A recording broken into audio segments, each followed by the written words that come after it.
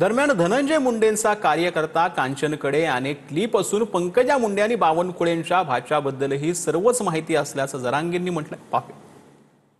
माझ्या ध्यानात येणं इतकं आहे, कारण आम्ही त्या रेकॉर्डिंग ऐकतो ना, ऐकून परेशान आहेत त्या रेकॉर्डिंग. संपनात त्या रेकॉर्डिंग इतक्या अहो, इतके भयंकर डाव आहेत.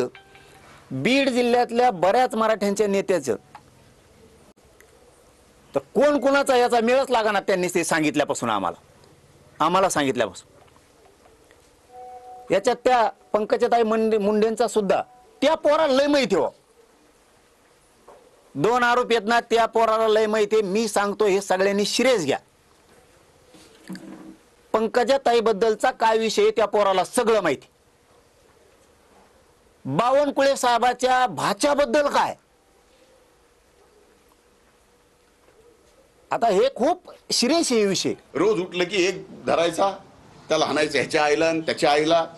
अरे म्हणजे आमच्या सगळ्यांच्या आया बहिणी फक्त त्यांना शिव्या द्यायला ठेवल्यात. आर एअर काही बोलायचं आणि ऑन एअर बोलल्याला त्याची साधी एनसी सुद्धा जर सरकार घेत नसेल. म्हणून माझी विनंती की हे प्रकरण सीबीआय कडेच गेलं पाहिजे आणि यांचं बोलणं मुख्यमंत्र्याची आयमाय काढायची, भुजबळांची आयमाय काढायची. आमची तर जपच आहे. पंकजाताईला काय नाही ते बोलायचं. घरात इंग्रज आले होते का? ही बोलायची पद्धत आहे का पुरुषांची?